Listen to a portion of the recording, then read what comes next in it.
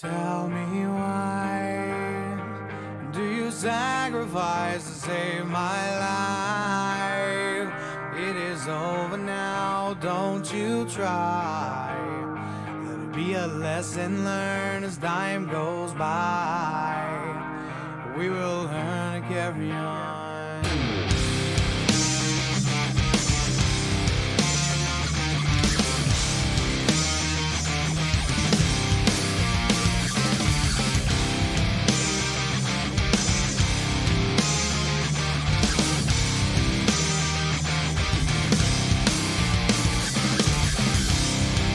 Tried and tried, but I know it's over. Now that you have lied, it gives me closure. Broken heart of glass, cutting deep inside me. Bloody hands, I cry myself to sleep at night. Why can't you say that it's over?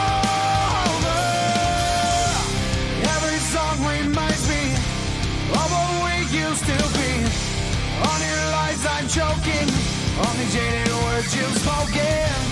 Every song reminds me of what we used to be. On your lies I'm choking, on the jaded words you've spoken. All these tears they fall in an anger rainstorm, damaged by the consequences of what you've done. Now I can't define what is eating my mind. The shivers down my spine. I can't make it out alive, and I won't take it anymore. Every song reminds me of what we used to be. On your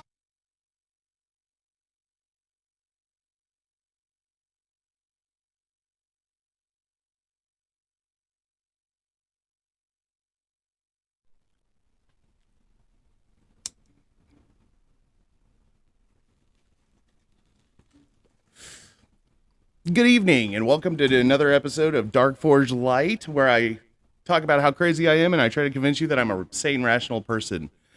Happy Easter. I am Garen. I will be your host, and that was Learn to Carry On by the Leo Project. So what we're going to be talking about today, is some things have happened to me, and it's left me generally confused about how the human brain works, because I can't truly answer what's going on here. It's pretty interesting. In order to effectively tell this story, I've got to make some confessions and tell some secrets about who I am as a person. It'll be great. We'll have a good time. So, to start this story, we'll cock this all the way back to, like, let's say 1996, when I'm in high school. I wasn't a very social person. I didn't do things for, as the young kids say, clout. I just kind of, went around. I was the quiet kid, not very social. I had a limited amount of friends. I didn't understand that I didn't care to be popular. I didn't, as time went on, though, I ended up getting a friend that was, for all intents and purposes, loved to be the center of attention, was the glue that binded everybody together. And I learned many elements of social interaction from this whole adventure that I went on. So, as a person that goes through phases, and I enjoy being social times, other times I just want to be left the hell alone.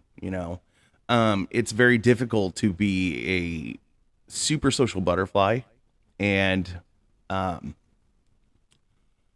I need to repose, it's very difficult to withdraw when everybody is constantly bombarding you with, "What are you doing this weekend, bro?" Blah blah blah blah blah. So these are some facts about me, and I'm gonna tell a confession here. I've learned how to manipulate and augment situations to get what I want out of them. For instance, I wasn't overly likable. It's I was on the chess team in ROTC. Generally a geeky kid. Star Wars is my jam, that sort of thing. But as time goes on, I start learning how to get people close to me. And I've always really dug philosophy, poetry, things like that. And at a very young age, I realized that knowledge is power. And it's the most powerful thing that you could possibly have, right? If you're not stronger than your opponent, be faster. If you're not faster than your opponent, be smarter. And that's how that all kind of rolled down to. I realized if you can make somebody laugh, you hold the secret key to the universe. And that sounds idiotic. Hence why I prefaced it with, this is where we talk about how I'm crazy and I just try to convince you that I'm sane, that sort of thing. So I tailor make situations and I do things to dumb myself down because people are afraid of intelligent people inherently. So I start being loud, obnoxious. I start doing dumb things to make people laugh. And that makes them like me. And I've kind of perfected the system. And a lot of people, and I'm going to give one because I'm not trying to give away my whole secrets. Like I got to keep some for me. So I'll tell about one event that is people's favorite story to this day, and they still talk about it, which is why I did it to begin with, is because I wanted that effect. So now it's 2000. It's about the year 2000, 2000-ish, 1999, 2000, somewhere in there. We're all drinking. We're having a good time. We're at a large party over at my friend's house. And I'll tell the version of the story that everybody tells first. A lot of people tell the story that they're just walking and I fell out of a tree. Okay. And on the way down, I said, shitty. And I fell and I smacked on the ground. Okay. Some people know the beginning of that story, which is there was a bat. And I'm not even kidding. There's a bat flying around. And I took my shoe off and I threw it at said bat. Now, the shoe gets lodged in the tree. So I climb up the tree to get my shoe back because I need that. I only have one now. I need two. It looks like the other one, only it's like the opposite. And I mean, like, no, it's mate, not an evil version of it. So I climb up the tree. And then the rest of the story proceeds. And people tell this story all the time, and they think it's hilarious. What people don't know about me is that was all designed. I did that with intent. It started out like there's a bat and I'm going to be funny. I'm going to throw my shoe at it. And then, yes, I did need my shoe. Not disputing that. It was a reflex to throw my shoe at the bat. I don't even know why I did it, but I mean, like, it was just my reflex. Shut up. Don't judge me. Anyway, so my shoe ends up in the tree. While I'm in the tree, I realized several things. I have a moment here to be a god amongst mere mortals by being hilarious. I'm going to have to make a sacrifice for that. What do I get in return? People, man, they're going to think I'm dumb as hell.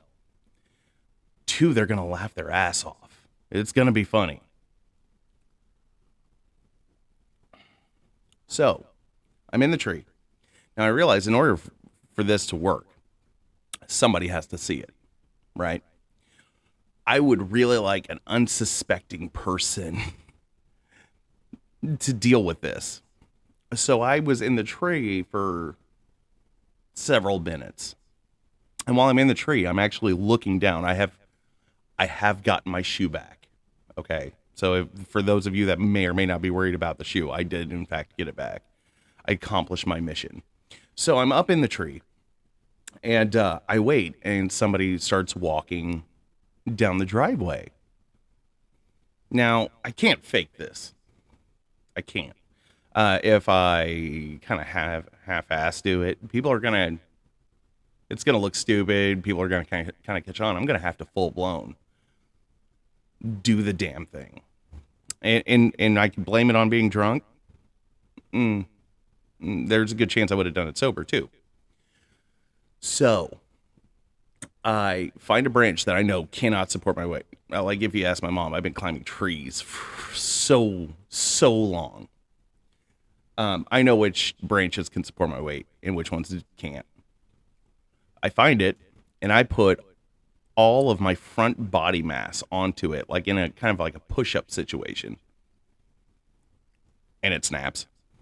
And I go ahead and hit every branch on the way down. And before I actually did that, I had to think of something funny to say.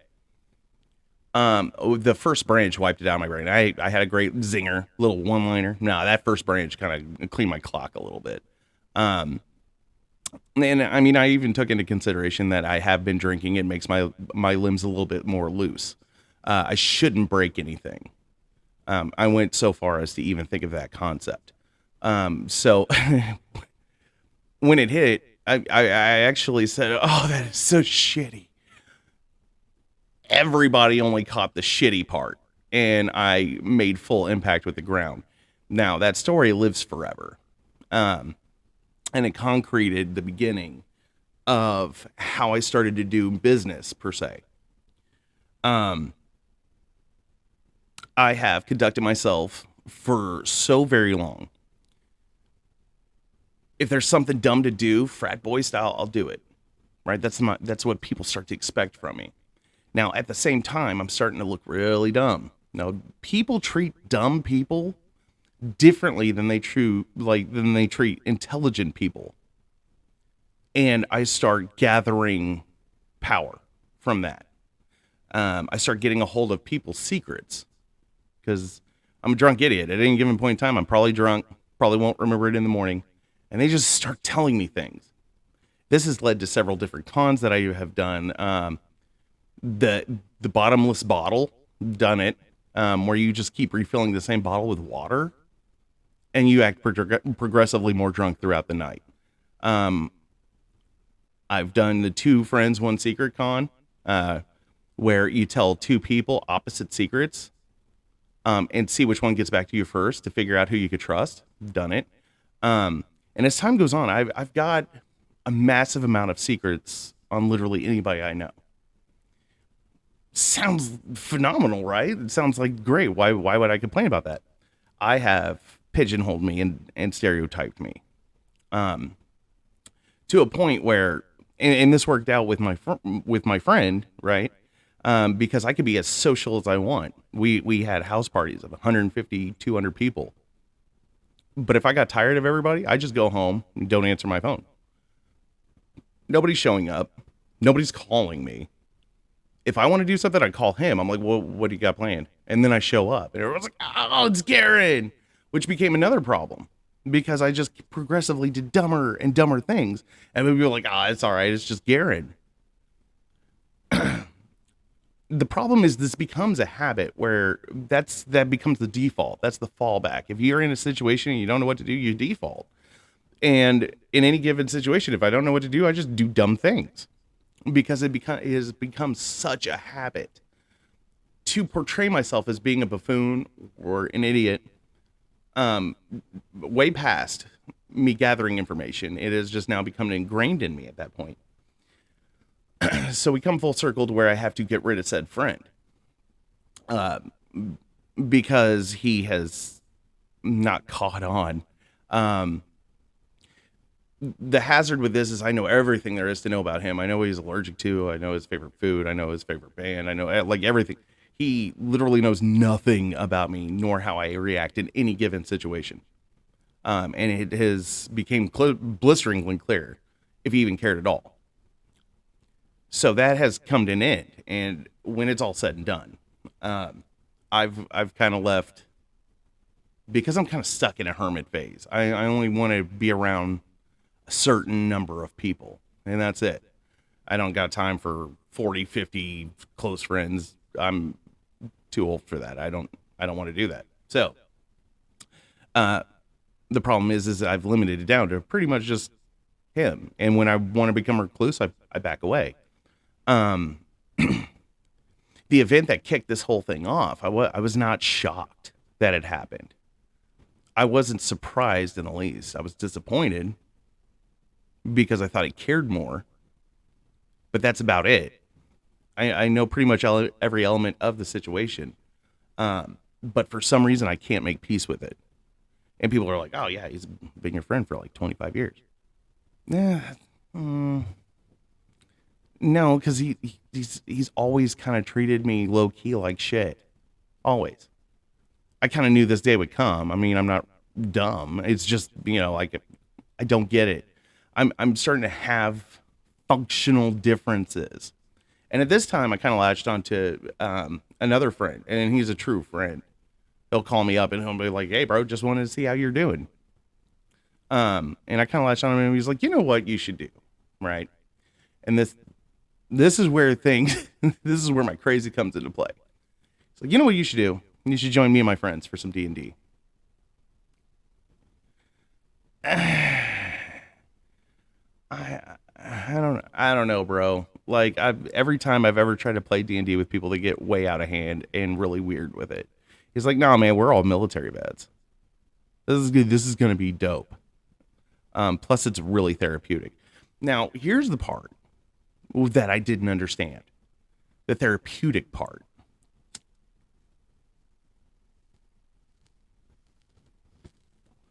For those of you that don't know, D&D is a completely fictitious world made up of fictitious people. It's pretty much a story told by one person to a party of like 4 or 5 people who have made up their character, and you can pretty much do literally anything that you want in it. And you can have a great time. Now, I'm not going to say some of the things that have happened in the course of this campaign because I'm not sure what the statutes of limitations are on any of this, nor what even category it falls into. But literally, I've never met any of these people. There's like 4 people playing, and me and my friend and the dungeon master. And I defaulted, right? Now I've made a character, frame of reference. It was a Tabaxi monk. A Tabaxi is like a house cat, and a monk is, well, a monk, like a Shaolin monk sort of situation. It was a solid character. Plenty of skills that I could do, like it's fine. I named him Mr. Meowsworth. Anyway, so Mr. Meowsworth, I don't really have a connection. It's my first character. It's just kind of, but I start getting, like I said, I defaulted. I started doing dumb things in the campaign. Now, this is completely made up. Okay. This whole storyline, these people who are playing a game, they're cognizant that they're playing a game. They're treating the character how I'm portraying it. Oh, go grab that thing that's probably booby trapped across the room.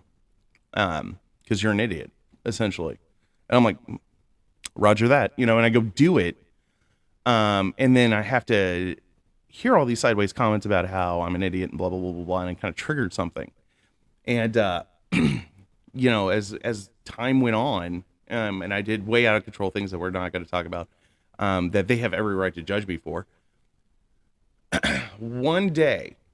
It took one day, and it was a bad day, for this to really culminate.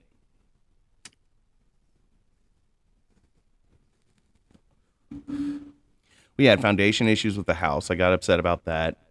We had other things go on. I was upset about that. I had work stuff that went on. I was upset about that. I sat down to try to relax, play some D&D to get my mind off of it.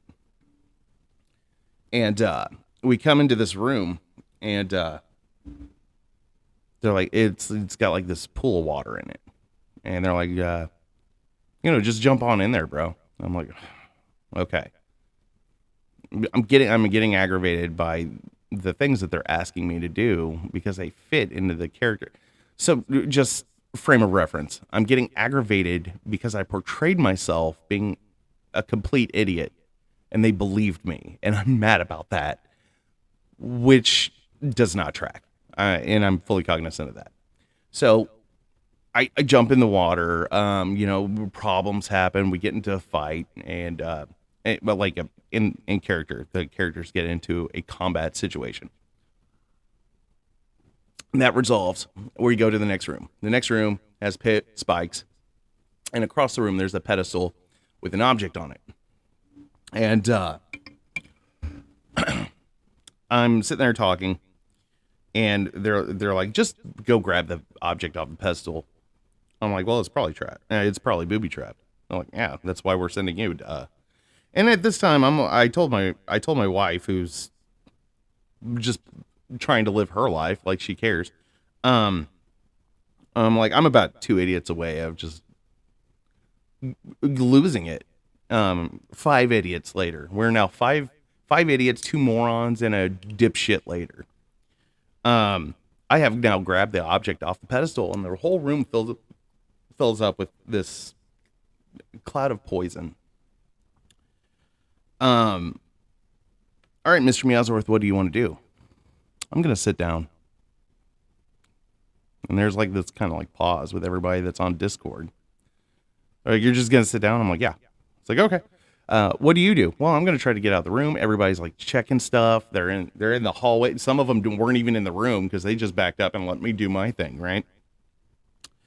I have absolutely had it at this point. I'm angry in ways that I can't even explain. I'm not a big angry gamer.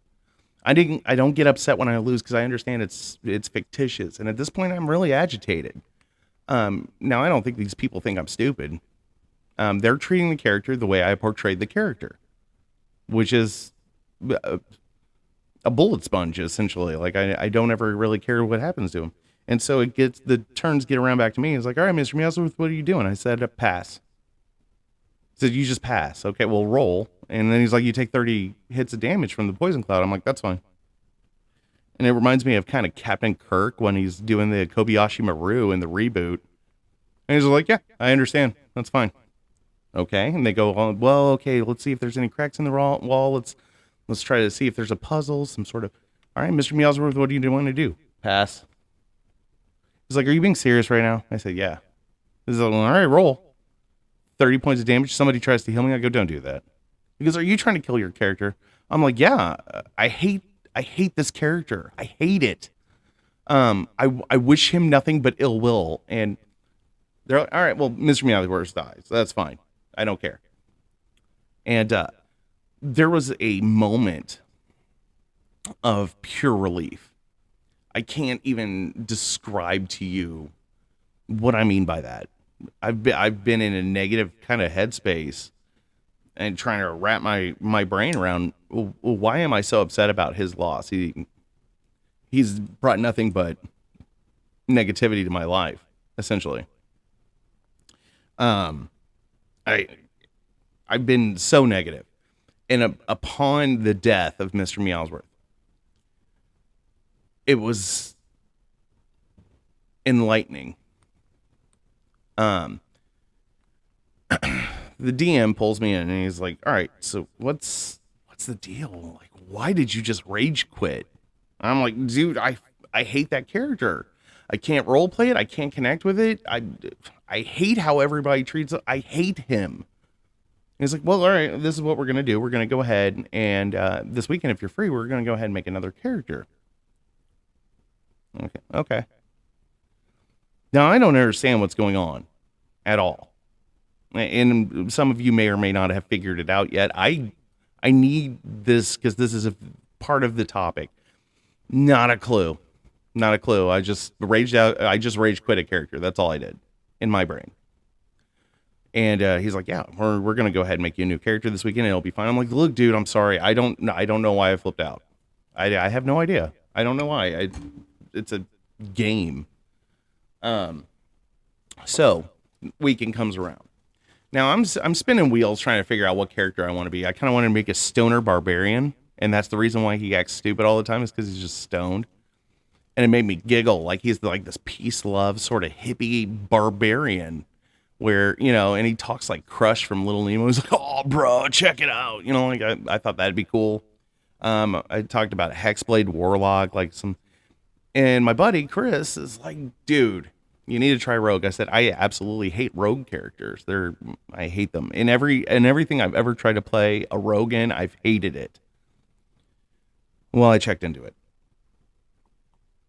And I found an Arcane Trickster. Now, our Arcane Trickster is a rogue. If you're not familiar with a rogue type, it's like a thief. And it's got a little magic element to it. It's got illusion, things like that. And me and the DM were going through, and he's helping me because I'm still kind of new at it. And we're putting these elements together. And I should have looked up the character and wrote down the traits that I've picked.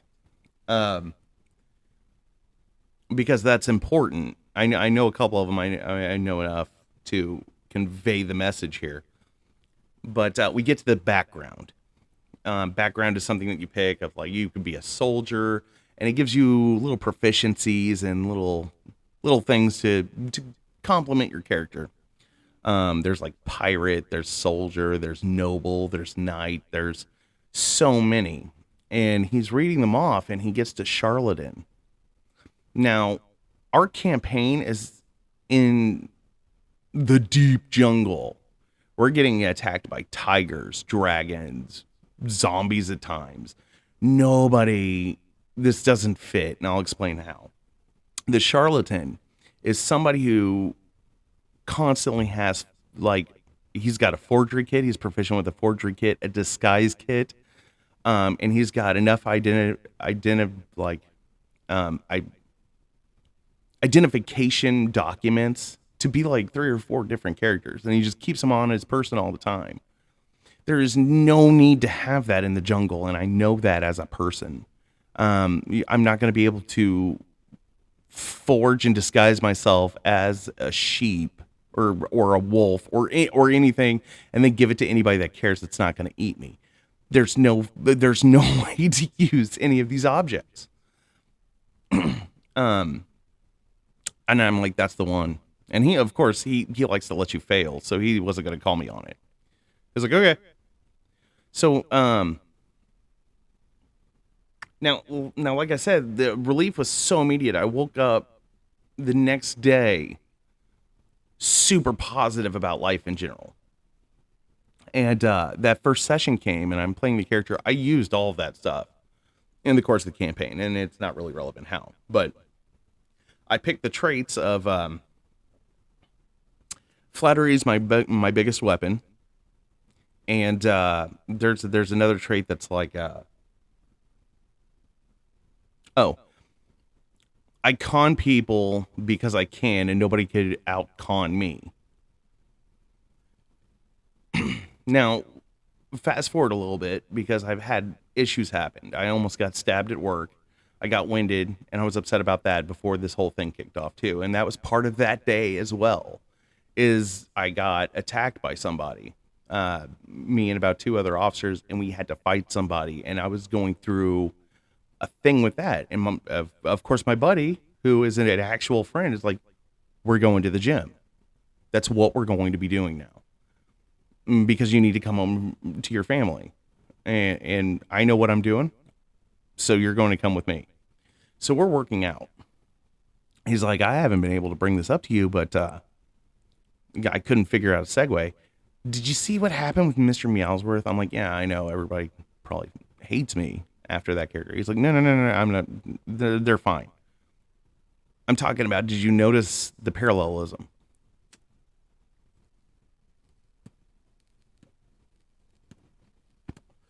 I'm like, no.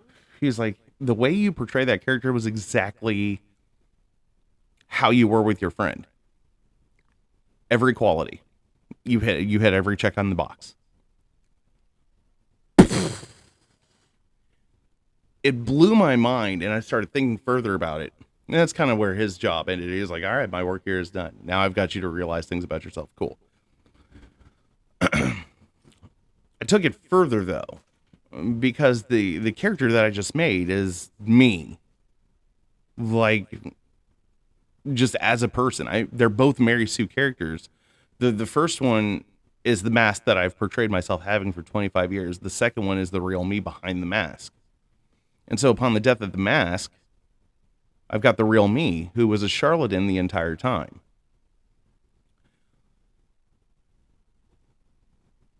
And now I've got questions, you know, um, because I knew I needed something. I just didn't know what that thing was. I knew I needed, because first law of motion, the brain, is at rest until otherwise acted upon, and vice versa. Uh, my brain was spinning. I need to add knowledge to this to make it go away. That's the way things normally go. You find closure, or you do this, you do that. Um, I have no idea what I needed. Um, it's not to talk to him, because I already know what happens when I talk to him. I and I'm fine not having him. That's fine too. Like, I don't understand what I need out of this situation. My brain, on the other hand, already had plans. I just didn't know what they are. And this is where I start to get super uncomfortable, because I have no idea what I got from this. When you're thinking about it logically, the death of a fictitious character. Now, in therapy, they go, oh, well, you're experiencing a breakup. Take their picture and then you burn it, and it symbolizes and the loss, and you get relief from that. I've never bought into any of that, because it just doesn't make sense to me. I've tried it before, and I'm just like, yeah, now I've got something on fire that I have to deal with. Like, I've got metaphorical and now literal fires that I have to deal with. Great, thanks.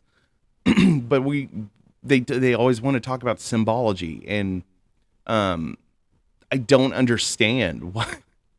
I don't get it. Meanwhile, my brain sought the death of this personality inside of me. Got it, albeit not telling me what it needed, and then created its own fix. So, in summary, my brain was running a subtext. It was running a subroutine underneath the main programming. It had its own agenda, which makes me super uncomfortable, because now it sounds like I'm talking about AI, but it had its own agenda to, it has something that it needed to make this okay, and didn't tell me what it was, got what it wanted, released the endorphins, released the Kraken, if you will, and I felt fine the next day, and way happier than I normally am. That bothers me, because I need to know how to replicate that. And there's no way of knowing, because I didn't gain anything. I didn't gain knowledge. I didn't go, oh, that's why he's treating me like shit, and I'm not worth an apology or anything. No, I didn't get any of that. I literally got a death of a fictitious character that's never existed, that doesn't matter, that it doesn't make sense to me. And there's no way for me to take the knowledge that I've gained, which is this, and apply it to any future issue that I have. And that bothers me, because this is a secret. There's coding here that I could use, because my brain craves something. And from my perspective, me as a human being, not my brain's perspective, but me, there was nothing to gain out of the death of this character. Nobody cared. Not one person. Not even me. It doesn't matter. And that really made my brain okay. It helped repair pieces of me that were at a loss from a 25-year-long friendship that just overnight ceased. And I need to find out what that thing is. If you have any ideas, drop them in the comments, shoot me a message, something, because I'm at a loss for words. It doesn't make any sense to me. But other than that, I hope you guys are having an amazing Easter, and we're going to try to unlock the secrets of, and you know what, I'm going to go a little bit longer here because I've got other things to kind of pair with this topic.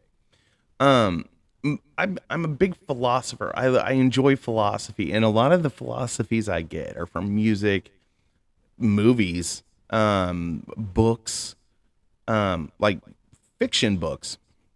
And to me, it doesn't matter if the person that said a quote or something is real or not. Marcus Aurelius, I've never met him in person. A little bit before my time, I would say. I mean, he said some cool stuff. Other people that have said cool things, Obi-Wan Kenobi, Chester Bennington. Now, I'm not saying Chester is fictitious, but music is one of those things. It's opinion-driven philosophy. But to me, if you read something and if it makes sense, it makes sense. I've got a whole quote on my arm front that's the Grey Jedi Code. And to me, that's actually my core philosophy of life in general, is that you can't have dark without light, and vice versa. That's the entire concept that this podcast is based off of, is the fact that I've taken the darkest parts of my life and I forged them into a light to try to help other people. And to me, that's what is classified as reality versus fiction at that point. My brain just repaired itself over the death of a fictitious character. And that makes me question reality quite a bit. And I'm not saying I don't know what the difference is between real and not. I'm not saying that. I don't need to be CIT'd right now. But what I'm saying is the fact that that's our brain has a different concept of reality. And while we're on that topic, I found out that dogs actually see objects at 70 frame rates per second. We're only at a crisp 45 or 50, which means when they're watching TV, it looks like a flip book. There's no smooth motion there because the frame rates are too low. So to them, everything is lagged. When they shoot you a quick glance, they've looked at you, they've been staring at you for 2 minutes. And that's weird. There are colors that we can't see and shades that we can't see. And we can't describe them because we've never seen them. Our eyes don't hit that light. So what exactly is reality at that point? And it makes me super uncomfortable that my brain was running a subroutine, didn't let me in on it, got what it needed. That's very uncomfortable. What else does our brains do without telling us, where we're just walking around like, no, this is fine. No, I want to do this for absolutely no reason. And it's something that it's a weird concept to me. And I'd like to figure that out because I think it could help the end goal of this programming. I have 2 cents. Please go. I have 2 cents on this one. So your brain, in my eyes, is looking to at all times protect its owner. So you, so to speak. You wanted closure and you didn't get it. And so your brain was like, okay, well, if I'm not going to get closure, then I'm going to make my own closure. So to me, that's what the death of the character was about, is you didn't get closure from who you wanted it from. And in order to be able to get the closure and move on in whatever form, maybe we had to do it in a dramatic, fictional fashion. When I say I don't agree, I'm not saying with you. Like, by the way, ladies and gentlemen, that was my lovely wife. I'm not saying I don't agree because that logic, I track you. I see you, girl. No, I understand that. I don't agree that serves as closure. It doesn't change my happiness level though. So, at the end of the day, my brain's like, this is what we're going to call closure. It's pretty much essentially what just happened. And I'm going to go ahead and I'm going to agree with you, but disagree with my own brain at that point. Because I think that because you tried your little heart out to be like, maybe you should talk to him. I'm like, this is what's going to happen when I talk to him. And then one day I had my last straw and I went to go talk to him and the exact same thing I said would happen happened. And she's like, well, I mean, at least you tried. I'm like, not good enough. I don't get it. So yes, I'm going to go ahead like but see, that's weird. I'm not going to say that's weird because at least that makes sense. That's logical. I get that. But that's still, I'm gonna have to take a little bit to wrap my brain around that now. To just be like, okay, well, we're not gonna get through this. There's no way of getting through this. We're gonna create a way to get through it, though. But that's the whole purpose of your brain. Your brain at all times is going to try to protect the person as a whole. That's its job. But again, I mean, I get that, but we drive the brain. Yes, but in the same token, you have different fight or flight responses to different situations. I love the way you cock your head like a dog looking at me like I'm stupid. That's fair. Yes, indeed.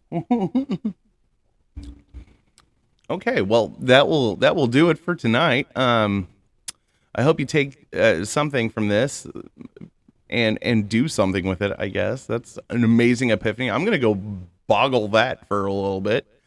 And we'll see you next week. You guys have an enjoyable Easter. Go find eggs and whatnot, and we'll see you next week.